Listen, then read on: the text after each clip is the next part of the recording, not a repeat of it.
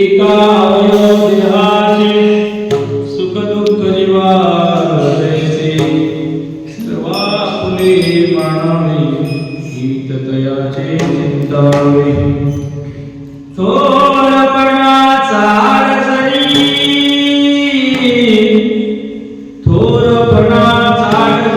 म्हणे भगवान हे करी सर्वा फुले मानावे तयाचे चिंतावे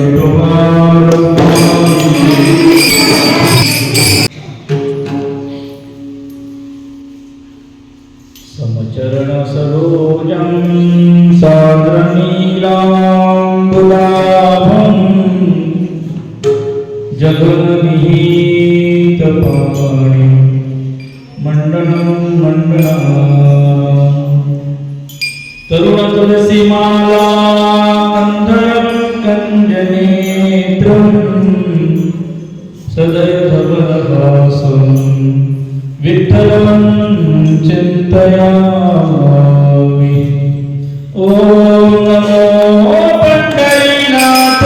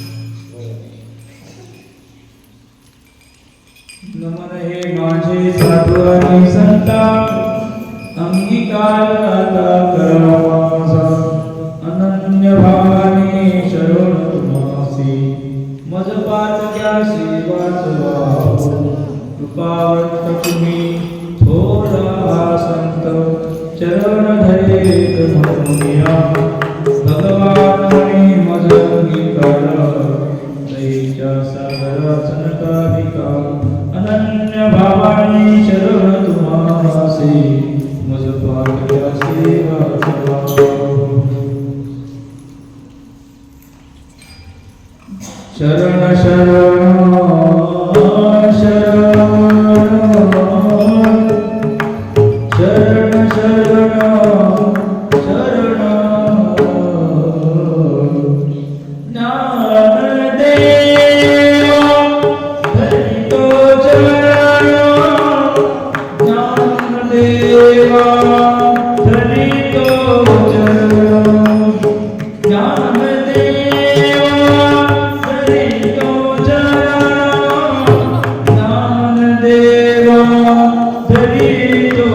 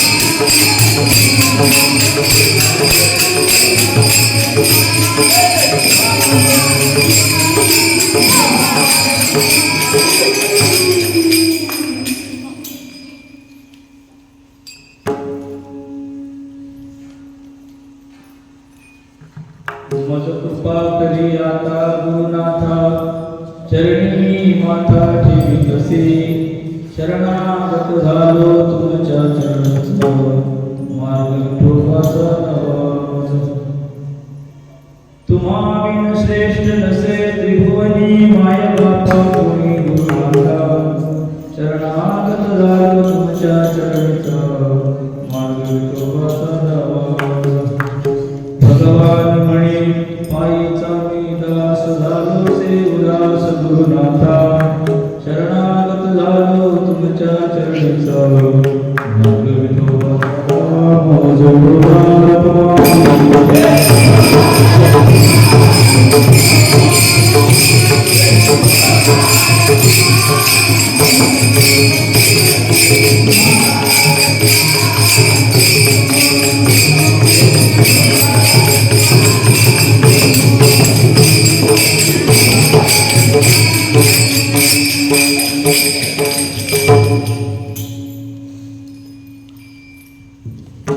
थोर जिणे भावे पोटी अपराध घालावे सर्वा फुले मानावे हित तयाचे चिंतावे प्राप्त प्रसंगी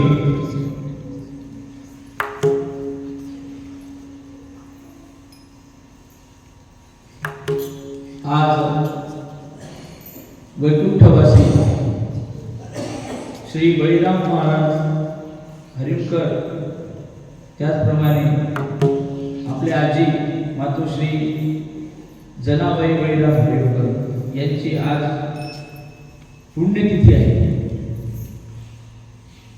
या थोर महात्म्यांच्या पुण्यतिथी उत्सवाच्या निमित्ताने आजची ही सेवा आहे। सेवेकरता निवडलेला अभंग कृपाळू संत गुरुमाऊली वेदांताचार्य वेदशास्त्र संपन्न ब्रह्मनिष्ठ संत गुरुवर्य श्री भगवान महाराज यांच्या श्री अभंग गाथेतील हा अभंग आहे. जीवनामध्ये तुम्हाला जर थोर व्हायचं असेल तर काय काय त्याग करावा लागतो त्याची मीमांसा प्रस्तुत अभंगामधून महाराज या ठिकाणी सांगतात.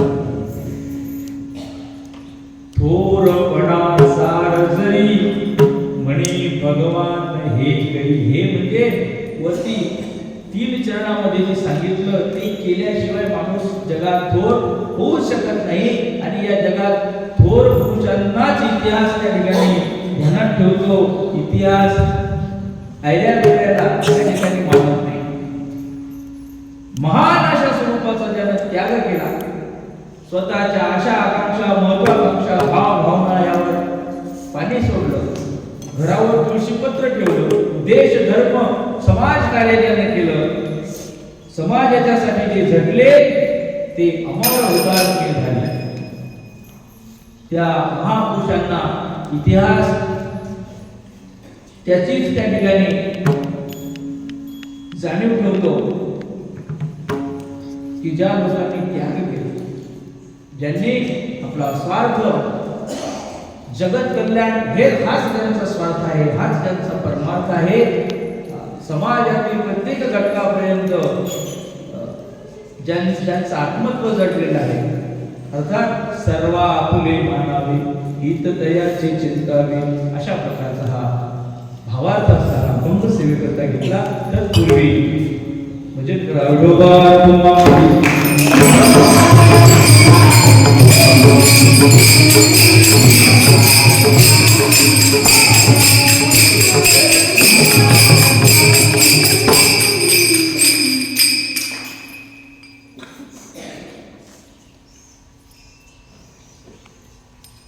पावन अशी ही क्षेत्रभूमी आहे. क्षेत्रभूमी म्हणण्याचं कारण इथे अनादी काळापासून ऐतिहासिक परंपरा या भूमीला आहे. श्रीरामचंद्राचा त्रेतायुगाचा काळ, वाल्मिकी ऋषीचं या ठिकाणी वसतिस्थान म्हणजे तपोभूमी आहे. वीरभद्र महाराजांनी सांगितलं त्यांचंही तपोस्थान हेच होतं आणि त्यांनी सांगितलं इथे एक थोर महात्मा या ठिकाणी येणार आहे. भविष्यात काळामध्ये त्या महात्म्याची तुमच्याकडनं काही होईल तेवढी सेवा करा. त्या वीरभद्र महाराजांच्या भविष्यवाणीनुसार गेल्या 40 वर्षापासून या ठिकाणी पूजनीय गुरुवर्य श्री भगवान बाबांचं आगमन झालं आणि इथे येऊन बाबांनी हा अशा प्रकारचा या भूमीवर अखिल विश्वामध्ये वारकरी संप्रदायाची जी पताका झळकत आहे ती पताका खांद्यावरती घेऊन या भूमीवर या खडकाळ जमिनीमध्ये हे संस्काराचं बीज पेरण्याचं काम हाती घेतलं महाराज. ज्या काळामध्ये जशी ही जमीन खडकाळ आहे तशीच लोकांची मन सुद्धा कोरडी अशा प्रकारच्या ज्यांची मानसिकता आहे असा समाज आणि अशा समाजाला तोंड देण्याचं काम पूजनीय गुरुवर्य महाराजांनी या ठिकाणी केलं.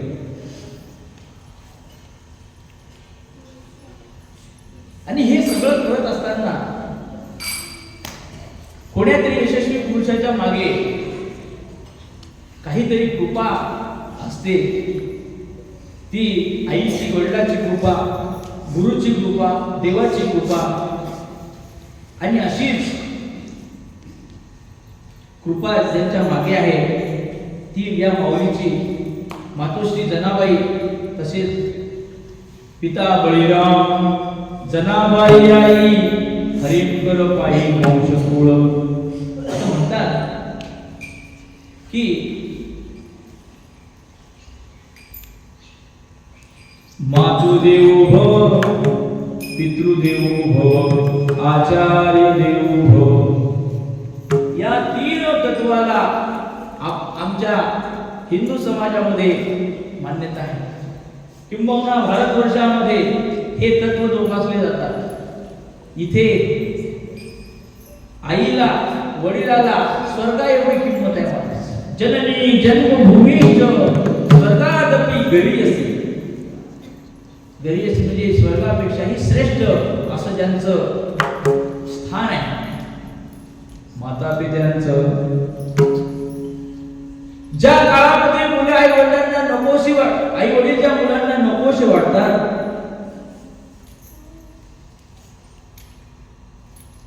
म्हातारपणामध्ये असहाय्य अशा माता पित्यांना समाजामध्ये किंबहुना लोकांची मानसिकताच अशी झालेली आहे की एकदा माणूस म्हातारा झाला की त्याने गप्प बसावं, त्यांनी काही बोलू नये, काही करू नये, नुसतं बघावं, 2 वेळेस खावं आणि विचारलं तर सल्ला द्यावा, नाही तर मोकळं राहावं, अशी समाजाची मानसिकता आहे। सांगायचा अर्थ असा की ज्या समाजामध्ये आई वडिलांना, जिथे लोक आई वडील पोचण्यासाठी हारागिरी करतात, लहानातच तुम्ही राहायला पाहिजे, मग माझे काही एकट्याचेच माय बाबा आहेत का, त्याचे पण आहेत म्हणून त्याने सुद्धा आई वडिलांची सेवा करायला पाहिजे, मीच एकटा का करून तू आई बाबा मी बाप मागवतो, अशी हरागिरी करणारी समाज मानसिकता जी आहे, अशा काळामध्ये ऐका, अशा काळामध्ये आई वडिलांना देवाचं स्थान देणारा महात्मा इथे आला नाही पाहिला। ज्या महापुरुषानं संध्याकाळी काय खायचं अशी स्थिती जी होती, अशा वेळेला आई वडिलांना इथे आणलं आणि इथे आणून त्यांची सेवा केली। का आईकडे करू दिलं नाही? मग जिथे माता पित्यांचे स्थान देवापेक्षाही श्रेष्ठ मानणारे पुरुष आहेत, अशा या थोर संत महात्म्यांच्या या भूमीमध्ये आज या ठिकाणी सेवा करण्याचा योग आलेला आहे। हे माझं महत् भाग्य आहे।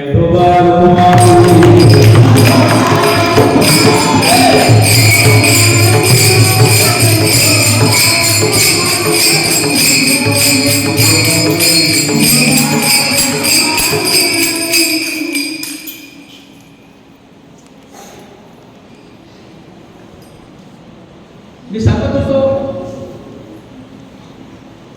की यशस्वी पुरुषाच्या मागे एका माऊलीचा हात असतो आणि ती माऊली दुसरी तिसरी कोणी नाही, आपण सर्वांनी बघितलेली आहे। आपली आजी, ज्यांना आपण आजी म्हणतो प्रेमाने म्हणायचो, अशा मातोश्री जना आजी, त्या आजींनी बाबांना बळ दिलं। कौतुकाची थाप पाठीवर कधी असेल बरं का, तर अशक्य गोष्टी सुद्धा माणूस शक्य करतो। त्या मानाचं समर्पण, त्या मानाचं प्रेम, त्या मानाची वात्सल्य दृष्टी त्या माऊलीकडे होती, म्हणून आज आम्ही त्या माऊलीची पुण्यतिथी इथे साजरी करतो। इथे जे उपस्थित आहेत बहुतांश सर्वांनी फक्त आजीच पाहिले, फार मोजके पुरुष आहेत त्यांनी आजोबा पाहिले। आजोबा सुद्धा, बाबांचे वडील बळीराम बुवा हे हडाचे वारकरी होते। हडाचे म्हणजे त्यांच्या मनामध्ये हा वारकऱ्याचा संस्कार रुजलेला होता। हडानं वारकरी असणं आणि वेशानं असणं यात फरक आहे बरं का। वारकऱ्याचा जो स्वभाव आहे, तो स्वभाव, ते सगळे गुण बळीराम बाबाकडे होते। वस्तुस्थिती आहे, स्तुती नोहे बहुवजा भाग्याचा, ही वस्तुस्थिती आहे की बळीराम बाबांनी त्यांना पाहिलं, खरोखर ते संतोष अशा मानसिकतेचे होते।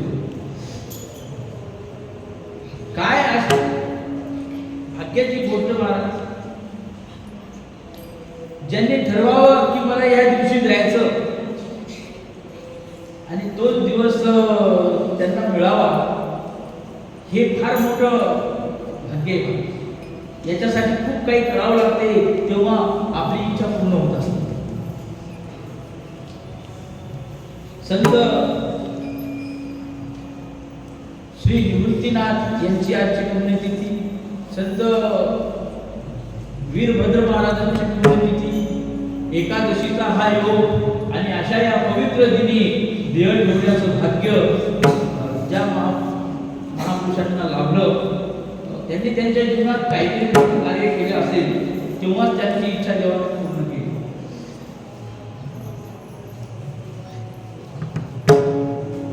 96-97चा किंवा 95-96-97चा काळ, आणि त्या काळामध्ये आजोबा गेले. हाच तो दिवस होता.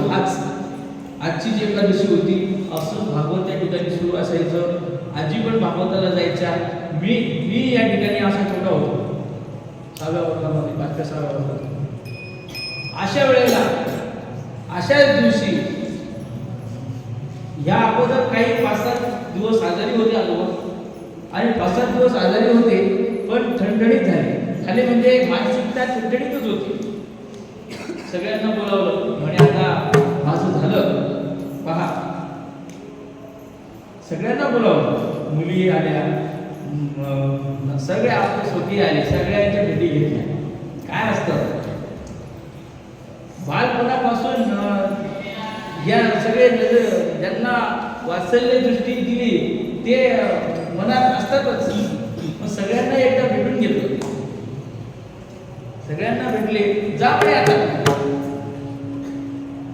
मुली सुद्धा घरी गेल्या, भेटून घरी गेल्या, आणि घरी गेल्यानंतर आश्चर्य महाराज, त्यांनी तो दिवस निवडलेलाच होता आजचा. आणि असंच कीर्तन चालू खाली, आणि त्यांचा अंतिम काळ त्या ठिकाणी आला. आपली निर्वाणीचा प्रवास त्यांनी सुरू केला. जायच्या आधी म्हणाले, बाबांना म्हणाले, महाराजांना, की आता मला काही इच्छा राहिल्या नाही. वाक्य लक्षात घ्या, आता मला काही इच्छा उरल्या नाही. जे करायचं होतं ते सगळं केलं, जे पाहायचं होतं ते पाहिलं, ज्यांना भेटायचं होतं त्यांनाही भेटलो. आता फक्त एकच इच्छा आहे की त्या पंढरीनाथाच्या चरणी हा देह त्या ठिकाणी अर्पण करा. सुखाने त्या ठिकाणी मला जागा द्यावी. एवढं बोलले महाराजांना. हा तो दिवस निघाला एकादशीचा. सगळा परिसर या नामघोषाने दुमदुमला होताच. सकाळी पालखी आली, सगळा तिथे कीर्तनाचा गजर, इथे हरिपाठ, भजन, नित्याचं भजन अजूनही तेव्हापासून अव्याहत इथे भजन सुरूच आहे. त्या दिवशी कीर्तन होतं, तेही कीर्तनही झालं. आमचे काहकरचे हुशारबुवा, त्यांना बाबा म्हणाले की आता बाबांचं जरा डॉक्टर घेऊन या. बरं, डॉक्टरांना आणण्याकरता म्हणून हुशारबुवा कुलकर्णी डॉक्टरांकडे गेले. बरोबर आहे? हो, तुम्ही पण हो. हुशारबुवांनी तुम्ही कुलकर्णी डॉक्टरांकडे गेले, पण योग त्यांनी हा दिवस निवडलेला होता, तेव्हा काही व्यवस्था नव्हती. हे नवीनच वयात होते, 12वीच्या वयात. कोण गाडी गेली टायमावर? गाडी नाही, घोडे नाही, काय नाही. बसनं गेले, सायकलनं गेले, पण वेळेवर काही डॉक्टर येऊ शकले. आणि बाबांनी शेवटी त्यांच्या डाळिंबाचा रस, त्यांच्या घसा थोडा पडला, घर घसा करतो तेव्हा डाळिंबाचा रस द्यायचा असतो. आणि अशा वेळेला त्यांच्या घशामध्ये डाळिंबाचा रस दिला, आणि तेवढा तो बाबांच्या हातचा परत त्यांनी तो डाळिंबाचा रस घेतला, आणि इहलोकाची यात्रा संपवली. सांगायचा अर्थ असा की ज्यांच्या सर्व प्रकारच्या आशा, आकांक्षा, महत्वाकांक्षा, भाव म्हणजे इच्छा पूर्ण झाल्या, सर्वे कामाः योग प्रविशन्ति, सगळ्या प्रकारच्या इच्छा ज्यांच्या परमात्म्याच्या चरणी त्यांनी समर्पित केल्या, लीन झाल्या आणि जे केवळ आणि केवळ फक्त भगवंतासाठीच त्या ठिकाणी आपला आयुष्याचा काळ वेचत होते असे बळीराम बुवा हरिणकार त्यांनी याच दिवशी देह ठेवला. तिथपासून 20 वर्षानं आजींनी हाच दिवस निवडला. 6 महिन्यापूर्वी सांगितलं की मला या दिवशी जायचं. हे सगळ्यांनाच माहिती आहे.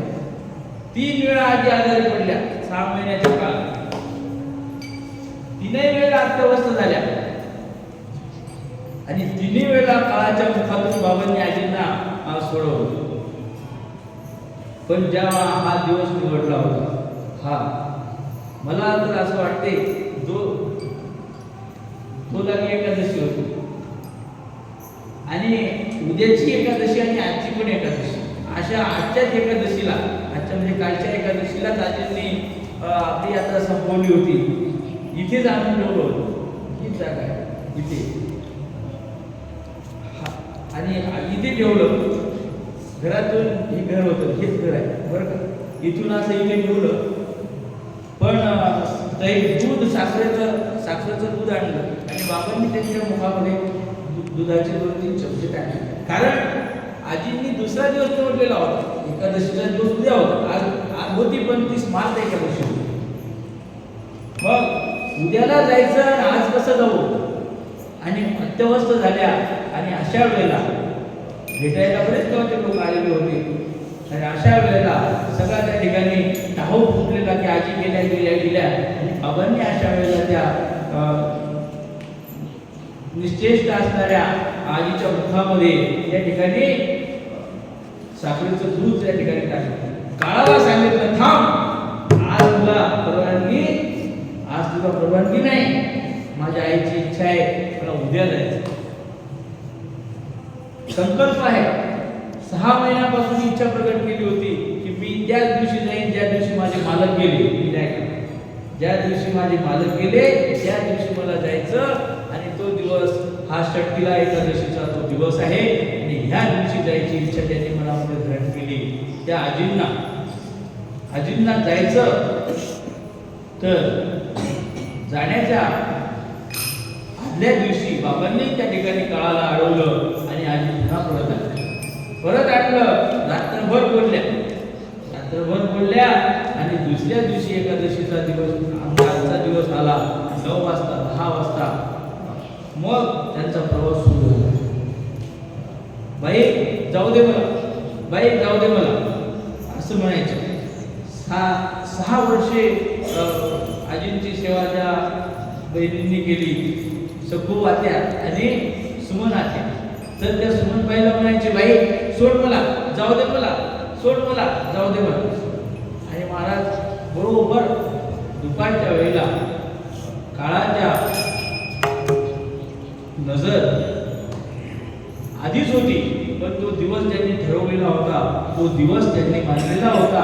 तो दिवस उजाडला आणि बाबा सुद्धा म्हणाले की गड्या हो मला आता काही सुचत नाही. पण ऐका जरा काय म्हटले, आता मला काही सुचत नाही, पहा काय करायचं ते. जे सगळ्यांना सुचवतात तेच जर म्हणतात मला सुचत नाही याचा अर्थ त्यांनी आता काळाला परवानगी दिली. आता तू तुझ्या मनाने कर काय करायचं, आता मी तुला अडवणार नाही. आणि 3 वेळेला त्यांनी काळाच्या मुखातून आपल्या आईला सोडवलं. आईची इच्छा पूर्ण करण्याकरिता स्वतः बाबा त्या ठिकाणी अनुष्ठान करत होते. आणि अशा त्या षटकीला एकादशीच्या दिवशी त्या ठिकाणी बाबांनी इकडे शाळेवर जाऊन बसले आणि इकडे आजींनी त्या ठिकाणी मला काही सुचत नाही म्हणजे बघा काय करायचं ते. आणि काळाला परवानगी दिली आणि आजींनी याच दिवशी दुपारी अग्निज्योतिरः शुक्ल षट्मासा उत्तरायणम तत्र प्रयाता गच्छन्ति ब्रह्म विदोषणा. गीता सांगते की उत्तरायणाचा काळ असला पाहिजे, दिवस असला पाहिजे, तुझी मेमरी चांगली असली पाहिजे, स्मृती कायम असली पाहिजे, अग्नी प्रदीप्त असला पाहिजे. सगळ्या गोष्टींची परिपूर्ण अशा वेळेला आजींनी देह ठेवला आणि हा तो दिवस पावन अशा स्वरूपाचा दिवस, तो पुण्यतिथीचा दिवस आज. त्या पुण्यतिथीच्या निमित्ताने आमची सेवा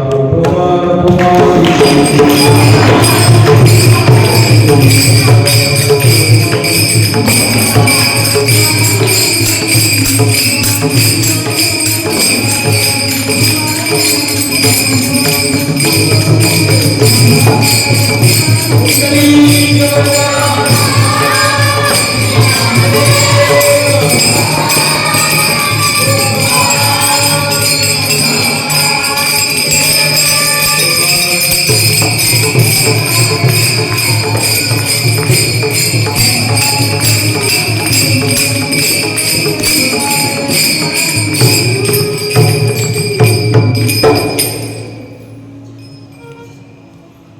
आश्रमाचं 90च्या दशकामध्ये म्हणजे 81 ते 90, 88, 89, 90, 91लाच असं समजा इथे पायाभरणी झाली. विठोबाचं मंदिर उभारण्याचं ठरवलं आणि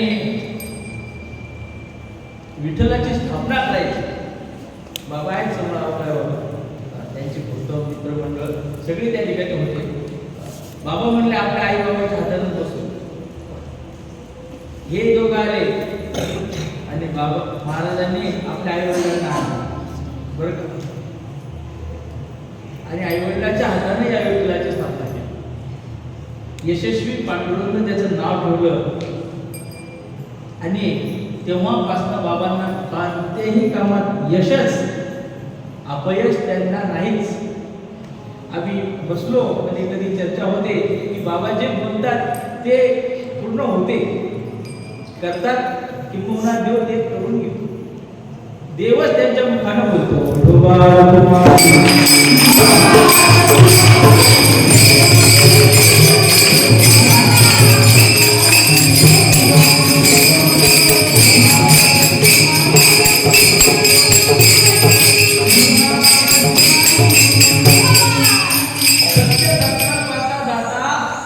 नारायण असं म्हटलेलं आहे. बाबा सत्य संकल्प आहे, त्यांचा संकल्प कधीच विरुद्ध जात नाही. या दगडा या खडकात हे एवढं मोठा त्या ठिकाणी वृंदावन हवामान असं म्हणणार इतिहास होता. इथे 1000 लोक जेवतील. बरं वीरभद्र महाराजांनी सांगितलं आणि ते खरं झालं. रोज रोज इथे एका वेळेला 500 जण, 2 वेळेला 1000 शब्द खाली वृथा जात नाही. मग एवढे सारे जण इथे प्रसाद घेतात. किंबहुना हे सगळं सामर्थ्य बाबांच्या तपश्चर्येचं आहे. आधी बोललो की यशस्वी पुरुषाच्या मागे कोणत्यातरी माऊलीचा हात असतो आणि ती माऊली दुसरी तिसरी कोणी नाही तर मातोश्री जनाबाई आपली आजी. बाबा तर नेहमी म्हणतात, आपण सगळे म्हणतो नाही, लोक म्हणतात, आपण म्हणतो बाबांनी वडिलांना सांभाळलं. बाबा म्हणतात तिनंच आम्हाला सांभाळलं, तिनंच आमचा आश्रम सांभाळला. बरं बाबा काय म्हणतात, आजीनंच सगळं चालवलं, सगळं आश्रम त्या सांभाळायचं. गुण पुरं काय असो ते सगळ्या गोष्टी त्यांनी पूर्ण केल्या.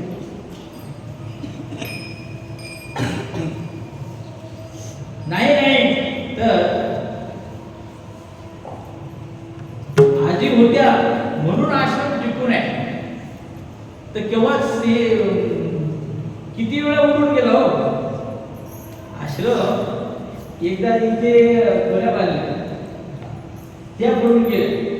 इथे स्वयंपाकघर होतं, ते पत्राचं हे केलं होतं, ते वाऱ्यावर त्याच वेळेला हे उडून गेलं सगळं, खांबा सगळं. मग आता पुन्हा निर्माण कसं करायचं ह्याच्यासाठी फक्त लढ म्हणा. काय त्यावेळेला अशी कविता होती शाळेमध्ये, शाळेमध्ये कविता होती की एका विद्यार्थी एका गृहस्थाचं घर पावसानं वाहून जातं, झोपडं त्याचं, आणि त्या स्थितीत त्याचा सगळा संसार गरीबाचा सगळा संसार त्या झोपीत असतो मागे. आता आपण इथे आम्ही जे राहतो तर पुढे बाहेर गेलं म्हणजे त्या मंदिराच्या परिसरातच राहावं लागते. तेव्हा आठवते की आपण एवढ्या मोठ्या ठिकाणी राहतो आणि तिथे कसं राहायचं छोट्या जागेत आणि लोक कसे राहत असतील. 10 बाय 10च्या 4 खोल्या असतात, त्यात कसा संसार ते बसत असतील. इथे एवढं आपल्याला कमी पडते राहायला. त्याचा सगळा संसार त्या झोपडीमध्ये होता. भांडी कुंडी सगळं सगळं सगळं. पण पावसानं त्याचा सगळा संसार तो वाहून गेला. आणि वाहिल्यानंतर मग त्याला आता काय कोणाकडे बघावं. मग त्यांचे जे गुरुजी होते त्या गुरुजींकडे तो गेला. डोके भिजलं डोकं, सगळ्या अंगावरती चिखल माखलेला, डोळ्यातून दुःखाश्रू त्या ठिकाणी येत आहे. आणि अशा स्थितीत असं वाटावं की हा मदत मागायला आला, पण त्याची वाक्य आहेत की गुरुजी मला काही मदत नको, फक्त तुम्ही माझ्या पाठीवर हात ठेवा, थाप टाका आणि फक्त लढ, तू लढत राहा, मी तुझ्या पाठीशी आहे. आशीर्वाद द्या. कणा अशी त्या कवितेचं नाव आहे ना. ती कणा नावाची जी कविता आहे, तो कणा जो आहे तो कणा म्हणजे या आश्रमाचा आजीव आहे. बरं. आणि कणा कायम असेल. कणा जर लवचिक झाला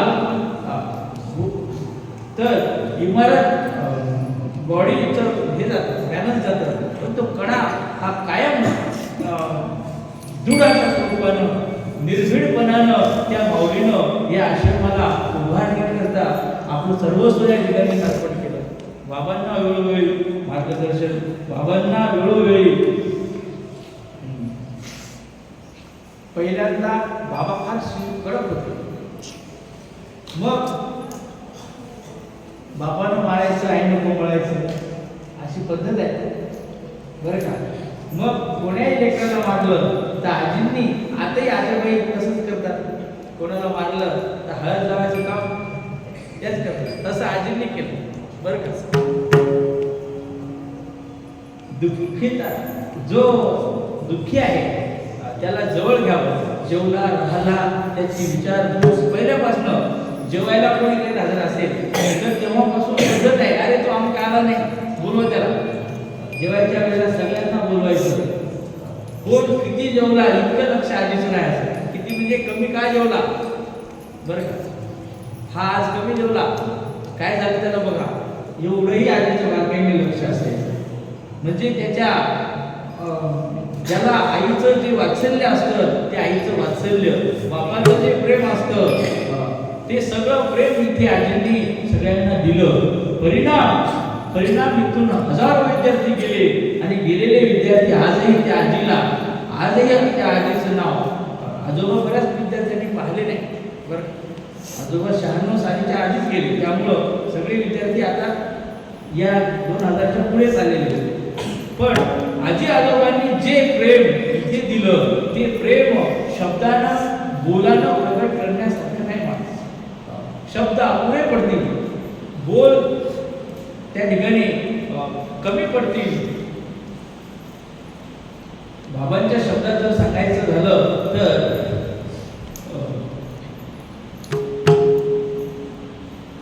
एक अभंग आहे.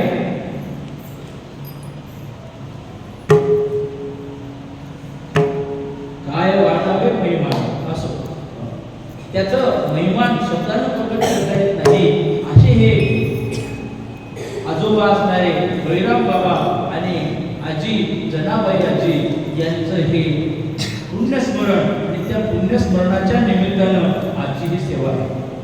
स्मरण त्यांचंच केलं जाते. इतिहास त्यांनाच स्मरण करतो. समाज मनामध्ये त्याच लोकांची त्या ठिकाणी पूजा केली जाते. समाजाच्या मंदिरामध्ये तेच लोक त्या ठिकाणी अबाधित स्वरूपाचं स्थान निर्माण करतात की ज्यांनी सगळ्या लोकांना आपलं बनवलं, ज्यांनी सगळ्यांचे अपराध घातले, त्यांनी सर्वांना आपलं मांडलं. हा सिद्धांत आहे. हा सिद्धांत आहे, निर्वाद सिद्धांत आहे की जे लोक सगळ्यांना आपलं मानतात तेच त्यांच्या समाज मनामध्ये, त्या समाजाच्या मनोमंदिरामध्ये त्यांचं स्थान अबाधित स्वरूपाचं झालं. मग आज स्वातंत्र्यासाठी, स्वातंत्र्यपूर्वीच्या काळामध्ये श्रीरामचंद्र आधी जे श्रेष्ठ राजे लोक होऊन गेले समाजासाठी झटणारे, त्यांचे नाव आज आपण आदराने घेतो. छत्रपती संभाजी महाराज, शिवाजी महाराज हे लोक समाजासाठी झटले, त्यांचं नाव आपण आदराने घेतो.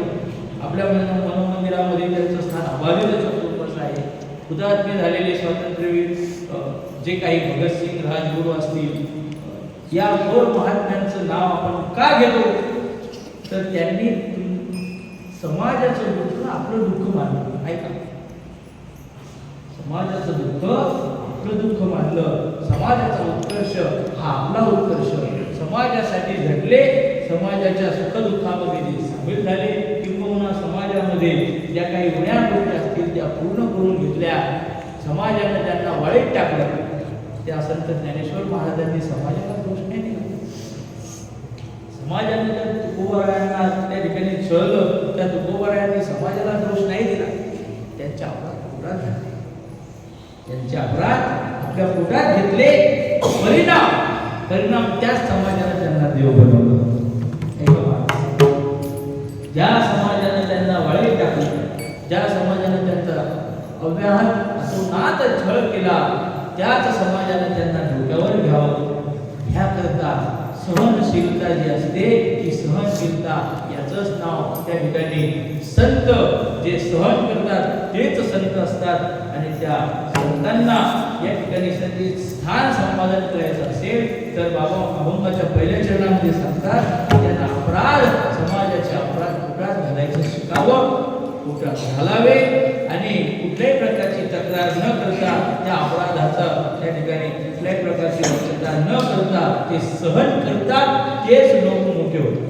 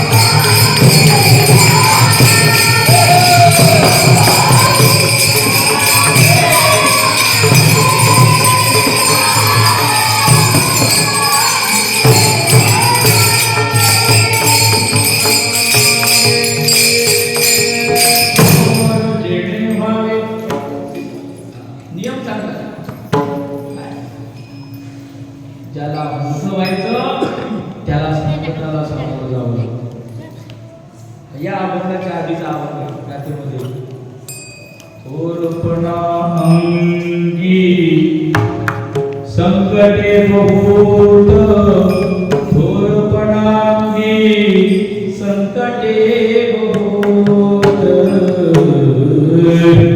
थोरपणाच्या अंगामध्ये ज्याला मोठं व्हायचं त्याला संकटाला सामोरं जावं.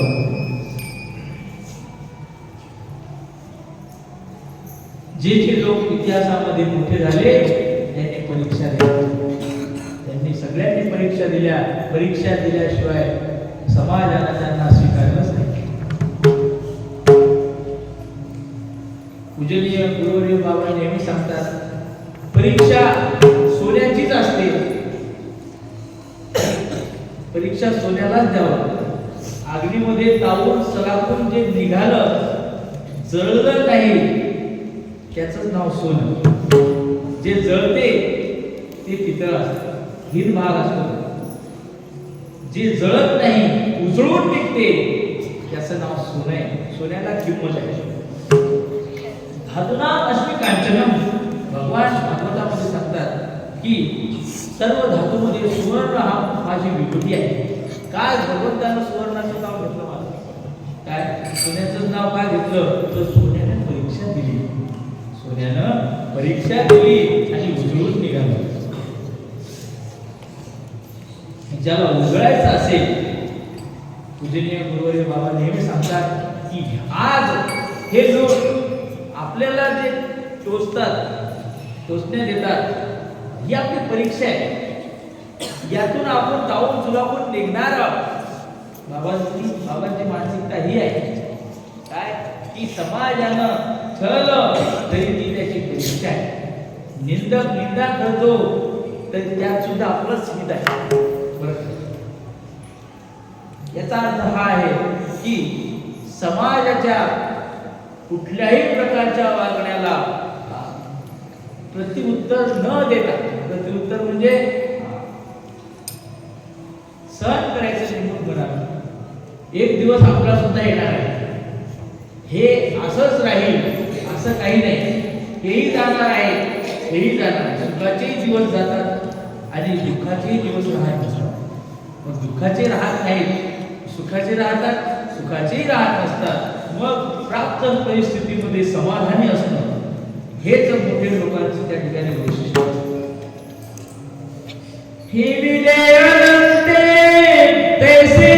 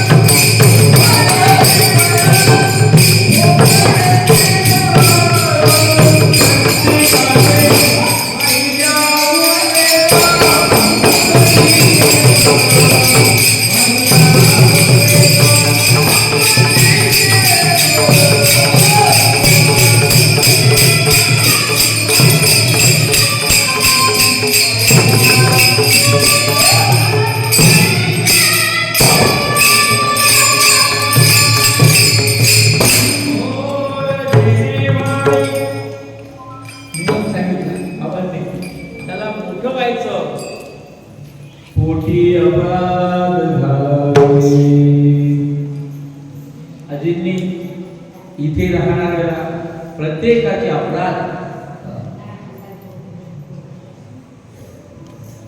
पोटात घेतले. कधी कधी बाबासी घडावरचा का निघून थांबून पाहिजे ऐका मला. बऱ्याच विद्यार्थ्यांना बाबांनी त्याच्या विशिष्टपणामुळे काढून दिलं, पण त्याला त्याच्या सगळ्या अपराधावर पांघरून घालण्याचं काम अजितने केलं. त्याला काही मला 2-3 वेळा बाबा बोलत नव्हते, तर आजींनी घेऊन गेल्या आणि म्हणाल्या जाऊ द्या, माफ करा त्याला, बरं का. आजींनी प्रत्येकाला सगळ्यांचे अपराध पोटात घातले. ऐका, घालायला लावले. पोटात कोण घेत असत? ज्याच्या मनामध्ये सगळ्यांना जागा आहे तेच अपराध पोटात घेत असतात.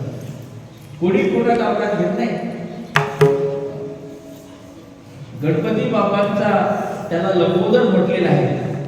अखिल विश्वातील समस्त जीवांच्या बऱ्या वाईट गोष्टी, पुऱ्या गोष्टी अपराध असतील, त्या सगळ्या जगाचे अपराध ज्याच्या पोटामध्ये जे सामावू शकतात तेच मोठे होतात. थोर जेणे पोटी अपराध घालावे. आजींनी या आश्रमामध्ये येणाऱ्या प्रत्येक विद्यार्थ्याला प्रेम दिलं. लक्षात घ्या, चूक ती चूकच असते, त्यात बदल होत नसतो, बरं का. पण त्यात बदल चुकीच्या माणसाला सुद्धा सुधारवण्याचं काम प्रेम करत असते. ते प्रेमाचं मलम लावायचं काम आजींनी केलं. बाबांनी कदाचित रागावले, टाकून दिलं, तरी त्याला जवळ घेऊन बाबांच्या समोर नेऊन माफी मागायला लावून बाबांची त्याच्यावर उपादृष्टी व्हावी याकरता मध्ये, ज्याला वकील म्हणतात, वकिलाशिवाय कोणतीच केस जिंकता येत नाही. हे वकिली करण्याचं काम देवाचे वकील संत आणि पूजनीय महाराजांचं समोर जायची कोणाची हिंमत नव्हती. अशाही वेळेला निर्भीडपणानं आजींनी सोबत घेऊन जावं, याला एकदा माफ करा म्हणे. पोटी अपराध घालावे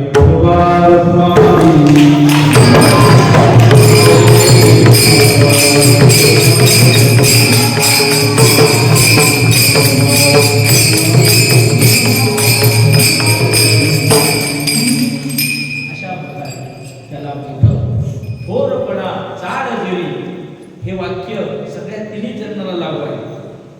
तुम्हाला मोठं व्हायचं, पोटी अपराध घालावे. सुरुवातही तीच आहे.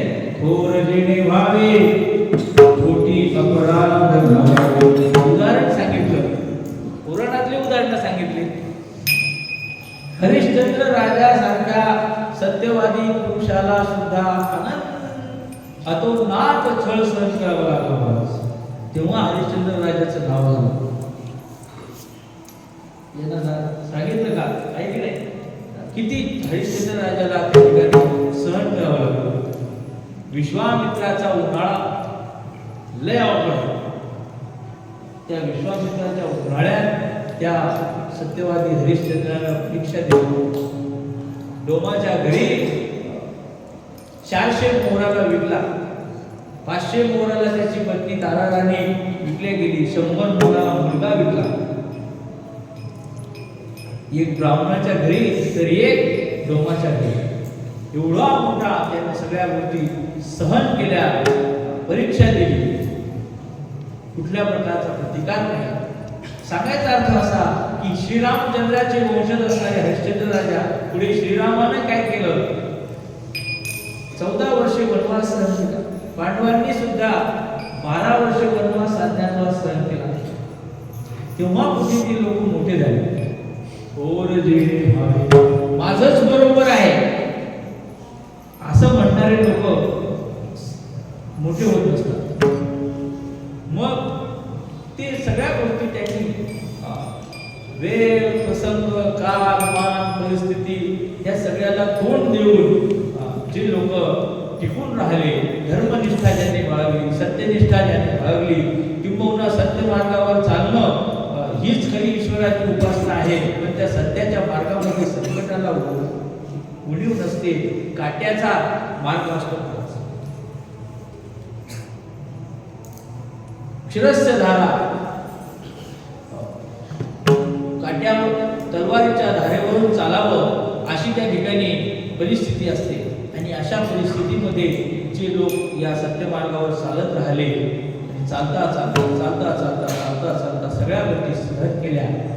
गुलाबाला काट्यांमध्येच काट्याशी तोंड देऊन गुलाब बोलतो, पण सुगंध इतका देतो महाराज की गुलाबाच्या सुगंधापुढे सगळे सुगंध पिके म्हणतात. पण त्या फुलण्याच्या आधी गुलाबाला किती काट्यांचा त्रास सहन करावा लागतो.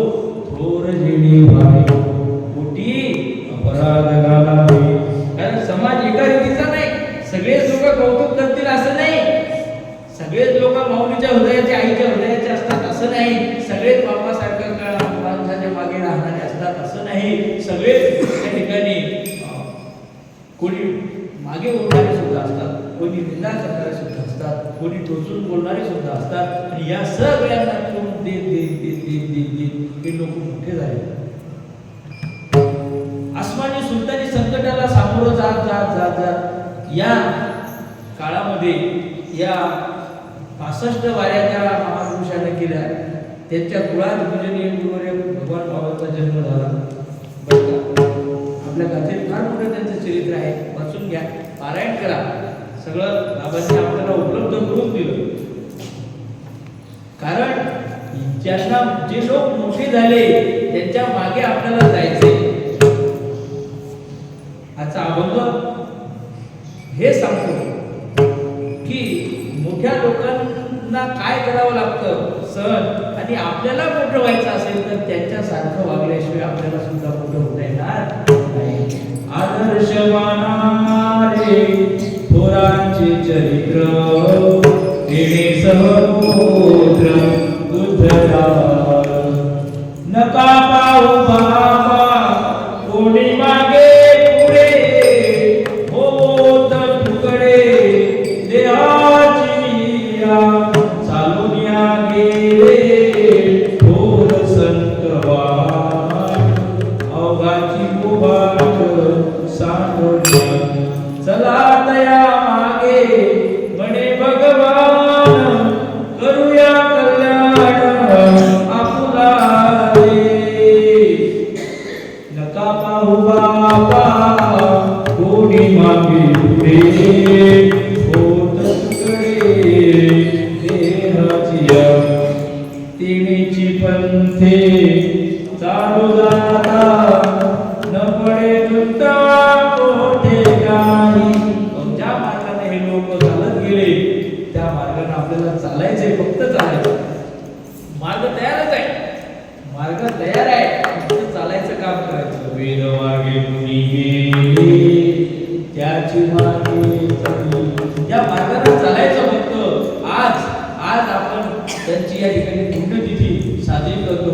असे बळीराम बाबा यांनी यांच्या जीवनात वाऱ्याच केल्या. हो काय फुकट लोक मोठं होता येत नाही, फुकट मोठं होता येत नाही. मोठं होण्याकरता सहन करावं लागते, सगळ्या गोष्टी सहन कराव्या लागतात.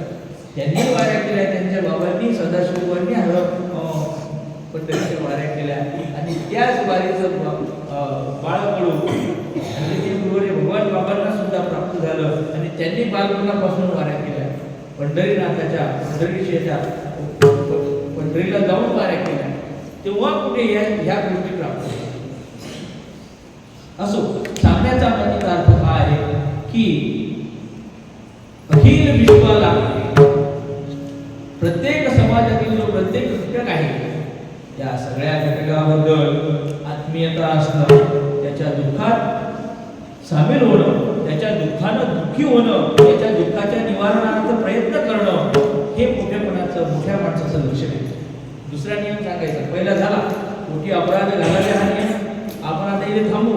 पुढे पुढे बाबा म्हणतात की सर्व आपले मानावे, सगळ्यांना आपलं मानावं. इथे कोणत्याही समाजाचा, जातीचा, धर्माचा माणूस येऊ, त्याला इथे हिंदूचा भाव नाही बरं.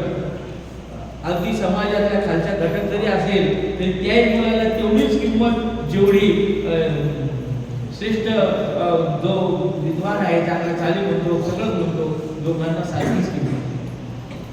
सांगायचा अर्थ असा आहे की समाजातल्या प्रत्येक घटकाला जिथे आपलं म्हणून समजलं जातं, या आश्रमामध्ये हजारो विद्यार्थी येऊन गेले.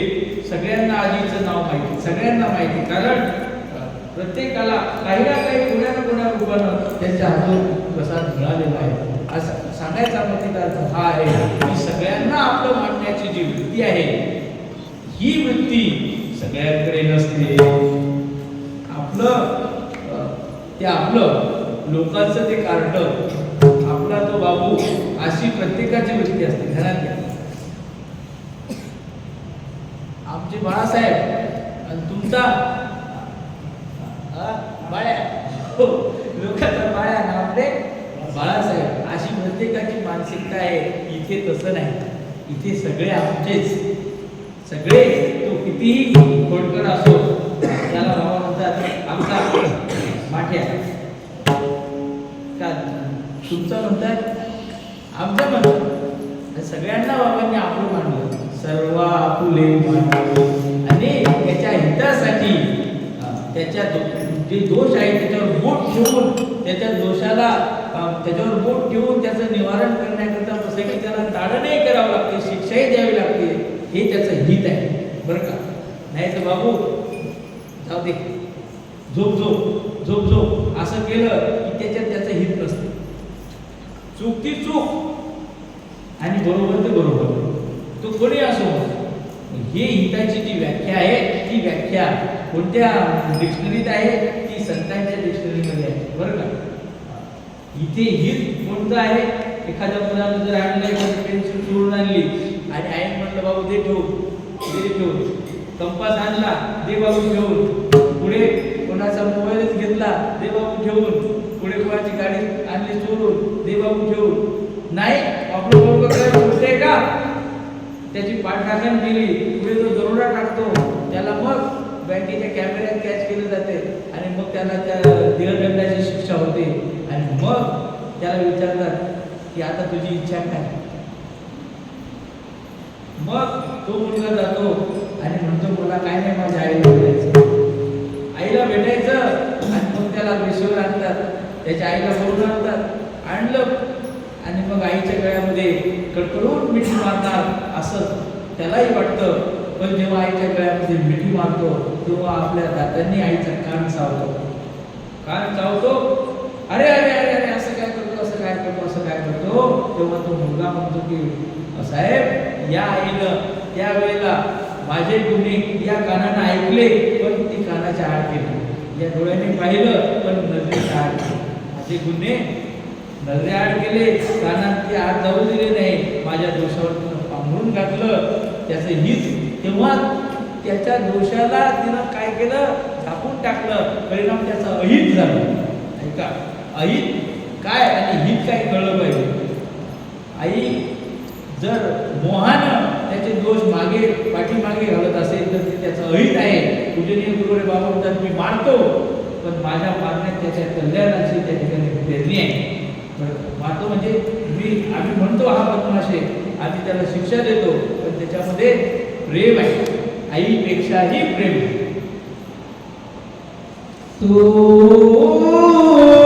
माऊली भूमी माया चंद्राहुनी शीतळ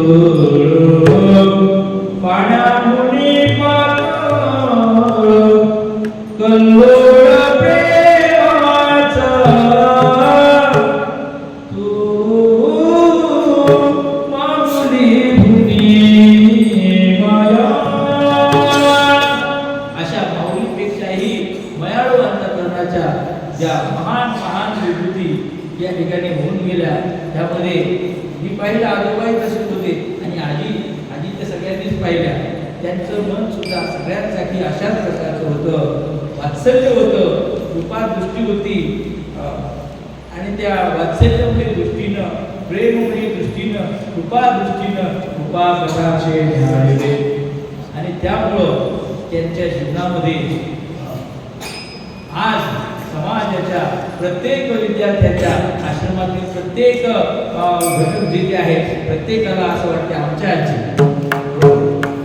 आजीची पुण्यतिथी आज आहे म्हणून हजारो लोक या ठिकाणी आज आजीच्यासाठी काही मनानं येऊ शकले नाही तेही या ठिकाणी आहेत, काही शरीरानं आले पण हे सगळं प्रेम या वेळेला प्राप्त होतं ज्यावेळेला सर्व आपुले मानावे हित दयाचे चिंतन. अभंगाच्या दुसऱ्या चरणामध्ये बाबा सांगतात की त्या माऊलीनं सगळ्यांच्या हितासाठी झटल्या, सगळ्यांना आपलंसं बांधलं.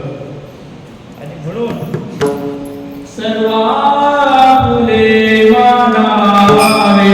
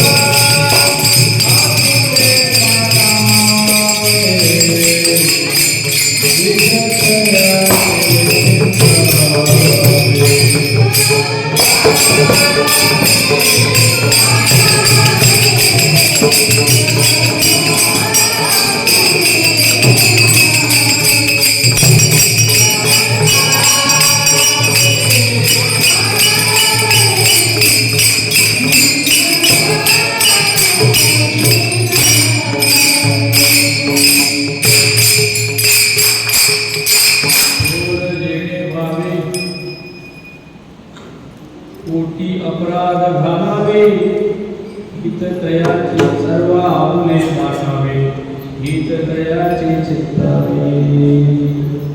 अयम निज परोवेंती गणना लघु चेतसा उदार चरितानंतु वसुधैव कुटुंबकम.